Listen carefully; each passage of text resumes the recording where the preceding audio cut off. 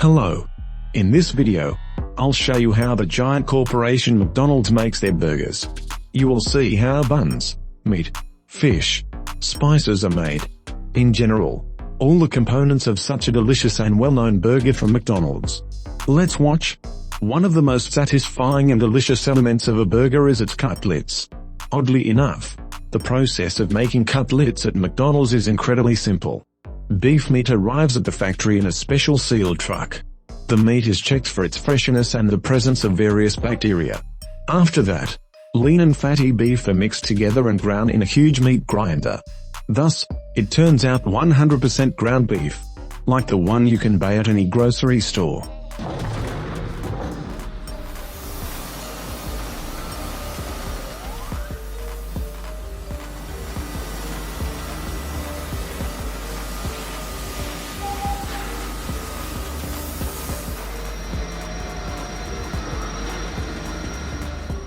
And the main secret of the technology of beef cutlets is that as soon as a special apparatus gives them a shape, they immediately go to a giant freezer and stay there for 24 minutes. Then they are packed and sent to restaurants. Just imagine these numbers. One such factory can produce about 3 million cutlets a day. And already in the usual McDonald's restaurant, these cutlets are fried on a double-sided stove until they reach an internal temperature of at least 69 degrees. Now the signature bun. The process of making bun starts with the dough. McDonald's uses flour, water, liquid yeast and salt to make it. After mixing, the blank is sent to ferment for 4 hours in a special room. After this time, the dough is sent along the belt and mixed with other ingredients such as sugar and salt. But not hurry up to worry. Of course, buns are not the most dietary product, but still it contains little sugar, less than 5%. At the next stage, a huge machine twists the already prepared dough. Then the conveyor forms it into small balls. These balls are then sprinkled with flour and folded into special baking dishes. Now these blanks will need to infuse for 55 minutes at a temperature of 40 degrees and a humidity of 90%. Now these buns need to add sesame seeds. To do this, the buns are passed through an apparatus that spreads seeds on them in an even layer, and then the tape sends them to a huge oven for 89 minutes at a temperature of 240 degrees. After the buns are well baked, they are left on a special spiral cooler, where they cool down for about 27 minutes. After that, they have to go through quality control. Experts carefully examine them.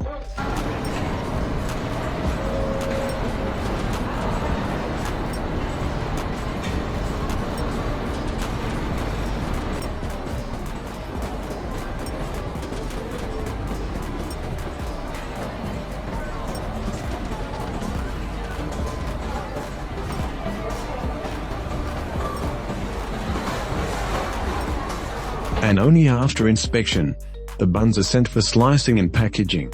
And already in the restaurant, the employee will fry them to a delicious golden brown in a special oven. Now let's watch the path of branded cucumbers.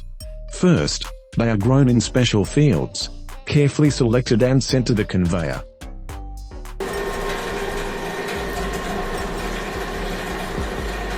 Then, cucumbers pass automatic quality control. Then they are salted in special containers.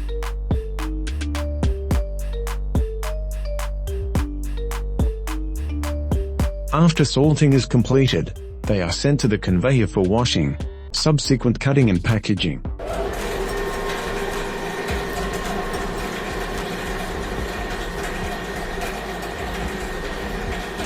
They are delivered to the restaurant already cut into the desired size.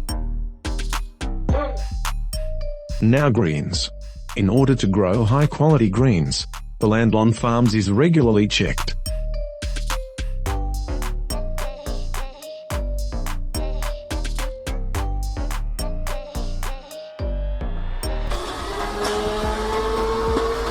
After the harvest, like cucumbers, the greens are sent to the factory, where they are thoroughly washed and disinfected. Next, experts check the crop for freshness and discard the damaged sheets. After that, the greens are cut into the desired shape, focusing on the dish, of which it should become a part.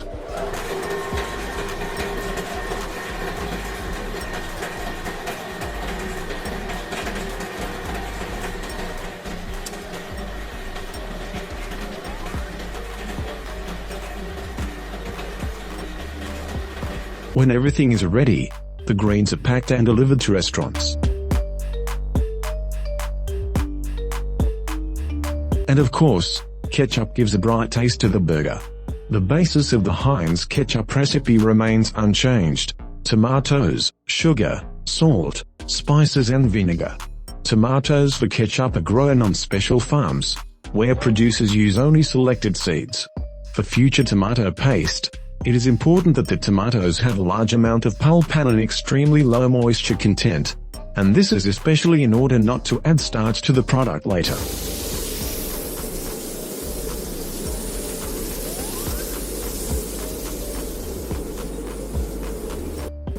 Then spices are added to the tomato paste, which are obtained from herbs, hot peppers and vegetables.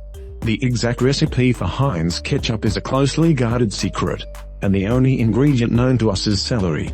After adding the spice, the resulting mass is loaded into a mixing container and then vinegar, sugar and salt are added. Then the ketchup has to go through the pasteurization stage. After that, it is fed into a homogenizer, an apparatus that grinds all the components to create a homogeneous dense mass. After that, ketchup must be quickly cooled. This process, like pasteurization, is necessary for the possibility of long-term storage of the product.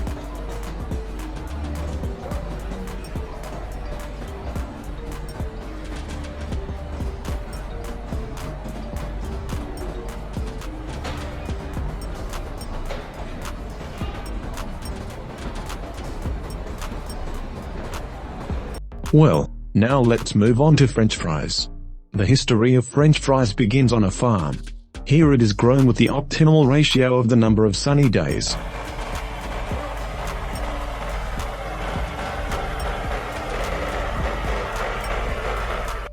After harvesting, the potatoes are loaded into a huge potato peeler. The principle of its operation is very similar to a washing machine, but in the drum there are special cloves that remove the peel. After that, the potatoes are sent further along the tape.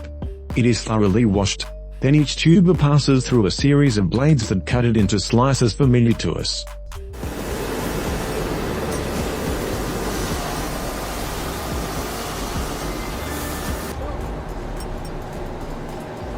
We all know that potatoes often have browning and blotches.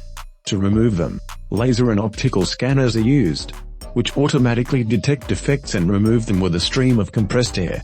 The potato wedges are then dried on giant baking sheets. At the same time, experts conduct the final quality check of the product. The potatoes are then frozen and packaged.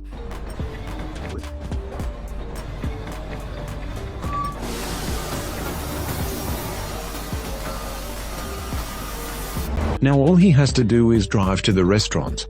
There it will be deep fried in oil with a high content of oleic acid, and it will become tasty and crispy as we know it. Well, how about without chicken breasts? The process begins with whole chicken carcasses, from which employees separate the breasts for McNuggets.